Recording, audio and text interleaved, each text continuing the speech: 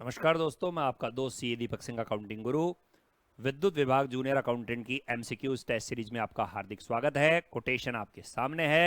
मेहनत करने वालों की सीट, ठीक है ना, सीट हो जाती है पक्की। सिलेक्शन होने के बाद दुनिया कहती है उन्हें लकी। सिलेक्शन हो जाने के बाद सभी लोग उन्हें कहते हैं तू बड़ा भाग्यशाली है। भाग्यशाली नहीं है भैया, मेहनत का कमाल है। एक जरूरी सूचना, जो कोई स्टूडेंट 50 टेस्ट की मेगा टेस्ट सीरीज ज्वाइन करना चाहता है वो मेरी एप्लीकेशन डाउनलोड करे और चैट ऑप्शन में मुझे इन टेस्ट सीरीज को ज्वाइन करने के लिए मैसेज करे एक नॉमिनल चार्जेस पे। अब आज के questions. Minimum amount should be called by company with the application for its share is the following। एक कंपनी द्वारा आवेदन के समय न्यूनतम कितनी राशि मंगवाई जानी चाहिए, कम से कम कितनी राशि मंगवाई जानी चाहिए। तो ध्यान दीजिए, सेबी गाइडलाइन में इसका आंसर अलग है और कंपनी एक्ट में इसका आंसर अलग है। तुरंत कमेंट ऑप्शन में आप इनके जवाब दीजिए। सेबी में ये लिमिट कितनी है, कंपनी एक्ट में ये लिमिट कितनी है। Option A B C D E आपके पास है। राइट कमेंट को मैं लाइक करूंगा। तो पहला क्वेश्चन ही आप लोगों के लिए है, कमेंट के लिए तैयार। सेकंड क्वेश्चन, कंपनी क्या जारी नहीं कर सकती? Redeemable equity, redeemable preference, redeemable debenture, fully convertible debenture. तो शोधनीय इक्विटी शेयर कंपनी इशू नहीं कर सकती। The next question, which of the following is not a capital profit? निम्न में से कौन सा पूंजीगत लाभ नहीं है? Profit prior to incorporation, sale of fixed asset का profit, premium on issue of share, compensation received on termination of contract. तो अनुबंध रद्द करने पर जो आपको कॉम्पनसेशन मिला है ये आयगत रेवेन्यू नेचर का होता है, तो आंसर विल बी डी, ये कैपिटल नहीं होता। नेक्स्ट क्वेश्चन, सीआरआर खाते का निर्माण आप लोगों को पता होना चाहिए। जब आप प्रेफरेंस शेयर का रिडम्पशन करते हो, प्रेफरेंस शेयर का शोधन करते हो, तो आप सीआरआर खाते का निर्माण करते हो। तो यह किससे क्रिएट होता है? तो यह रेवेन्यू प्रॉफिट से क्रिएट होता है, जो है पी एंड एल अकाउंट का क्रेडिट बैलेंस, उससे सीआरआर अकाउंट क्रिएट होता है। इनसे सीआरआर अकाउंट क्रिएट नहीं होता। मेरा अगला क्वेश्चन है सीआरआर अकाउंट, आप जवाब देंगे फोर्थ क्वेश्चन में कि सीआरआर अकाउंट का यूज किस काम में होता है, केवल किस काम में सीआरआर खाते का उपयोग हो सकता है। कमेंट में जरूर जरूर बताना। नेक्स्ट क्वेश्चन, द कंपनी में इशू स्वेट इक्विटी शेयर। अधिकतम एक कंपनी एक बार में कितने स्वेट इक्विटी शेयर इशू कर सकती है? ऑप्शन आपके सामने है। तो 15% पेड अप कैपिटल का 5 crore whichever is higher issue कर सकती है। कमेंट में जरूर जवाब देंगे। Sweat equity share, sweat equity share का इशू का सेक्शन कौन सा है? इशू का सेक्शन कौन सा है? तो 3 क्वेश्चन हो गए आप लोगों के लिए। नेक्स्ट, डिस्काउंट अलाउड ऑन री इशू ऑफ फोरफिटेड शेयर। ध्यान दीजिए, यदि आप फोरफिटेड शेयर को री इशू करते हैं तो एंट्री होती है बैंक अकाउंट डेबिट, और शेयर फोरफिटेड अकाउंट को अगेन डेबिट किया जाएगा। Share forfeited account debit, answer will be B. ठीक है, to share capital. The next question, sweat equity share जो कर्मचारी को अलॉट किए जाते हैं उनका लॉक इन पीरियड कितना है? तो आंसर है 3 साल उनका लॉक इन पीरियड है, answer will B D. Next question, premium on redemption of debenture is. ऋणपत्र के शोधन पर प्रीमियम कौन सा खाता है? तो पर्सनल है, रियल है, नॉमिनल है, आर्टिफिशियल है। तो ध्यान दीजिए, प्रीमियम ऑन रिडम्पशन जो खाता है वो पर्सनल अकाउंट है, और आपको पता होना चाहिए व्यक्तिगत खाता या पर्सनल अकाउंट भी 3 प्रकार का होता है। एक का नाम है नेचुरल पर्सनल, एक का नाम है आर्टिफिशियल पर्सनल, और एक का नाम है रिप्रेजेंटेटिव, प्रतिनिधिक व्यक्तिगत खाता। तो कोई आपसे पूछे बताइए इन तीनों में से ये कौन सा पर्सनल है, तो इसका आंसर है रिप्रेजेंटेटिव पर्सनल अकाउंट है premium on redemption of share.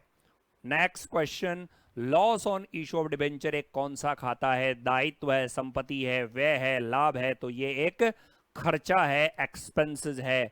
Next question, does fulfil the function of journal and ledger. कौन है जो जर्नल का और खाता बही का दोनों का काम करता है? तो इसका आंसर है कैश बुक। कैश बुक है वो जर्नल और लेजर दोनों का काम करता है। It is covered in primary book as well as secondary book, प्राथमिक पुस्तकों और द्वितीयक पुस्तकों दोनों में ये कवर होता है। समझ गए आप? जो प्राइमरी बुक्स है वो टोटल 8 होती है। Purchase book, purchase return book, sales book, sales return book, BR book, BP book, cash book और जर्नल प्रॉपर। तो कैश बुक है वो प्राइमरी बुक में भी आता है as well as secondary book, या जिसे हम लेजर बोलते हैं, उसमें भी कवर होता है। Next question, which of the following is artificial personal account? कृत्रिम व्यक्तिगत खाता कौन सा है? कृत्रिम व्यक्तिगत खाता तो SBI account, wages paid, discount received, drawing. तो आंसर है एसबीआई अकाउंट। एसबीआई अकाउंट आपका आर्टिफिशियल पर्सनल अकाउंट है। वेजेज पेड अकाउंट आपका नॉमिनल अकाउंट है। डिस्काउंट रिसीव्ड अकाउंट आपका कौन सा अकाउंट है? तो ये भी नॉमिनल है। बट ड्रॉइंग अकाउंट कौन सा खाता है? आपके आंसर की मुझे प्रतीक्षा रहेगी। कमेंट में जरूर जरूर लिखें कि ड्रॉइंग एक कौन सा खाता है। ठीक है, next, journal proper is uses to record. Journal proper प्रमुख रोजनामचा किस चीज को रिकॉर्ड करने के काम आता है? Bad debt recovered, all cash, purchase of asset other than goods, writing of bad debt, purchase of goods on credit. तो ध्यान दें, बैड डेट रिकवर्ड ये कहां पर आएगा? डूबत ऋण की प्राप्ति हुई तो कैश बुक में आ रहा है भाई। तो फिर all cash purchase of asset other than goods, आपने एसेट गुड्स के अलावा एसेट खरीदी है, कैश में खरीदी, ये भी भाई साहब कैश बुक में आएगा। राइटिंग ऑफ बैड डेट, डूबत ऋण का अपलेखन, दिस इज कवर्ड इन, ये आता है जर्नल प्रॉपर में। और purchase of goods on credit ये आता है परचेज बुक में। तो बाकी के ऑप्शन भी आपको पता होना चाहिए कि आंसर सही क्या होगा। इस क्वेश्चन में टोटल एसेट पता लगाने को कह रहा है। इक्विटी है 90,000, लाइबिलिटी है 60,000 और प्रॉफिट है तो P&L का बैलेंस है वो भी इधर ही आएगा। यदि ये लॉस होता तो असेट साइड में आ जाता। This is liability side, this is asset side. Total कर दीजिए 1,70,000, A answer. Next question, according to company act balance sheet of the company is prepared, schedule 1, schedule कौन सा लगेगा और पार्ट कौन सा लगेगा? तो शेड्यूल 3 पार्ट 1, शेड्यूल 3 पार्ट 1।